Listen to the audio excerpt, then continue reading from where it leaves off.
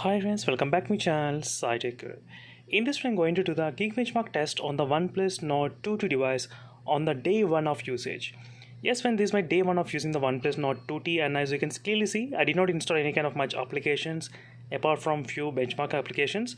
And right now, my variant is of 8 GB RAM version, which I'm trying to use at this moment. And with using high performance mode, let's do the geek benchmark test and let's find out what will be the overall score we can actually expect in the Geek Benchmark 5 using with the high performance mode.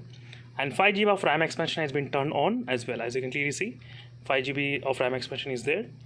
Let's open the Geek Benchmark test and let's continue the test right now.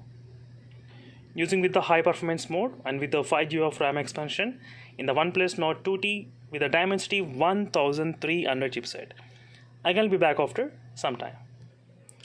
As you can see, friends, clearly with a single core and the multi-core results, 852 and 2995 with the multi-core.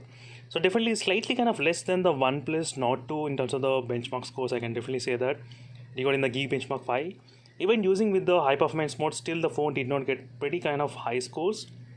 So maybe with the future updates, it might get slightly optimized, I guess.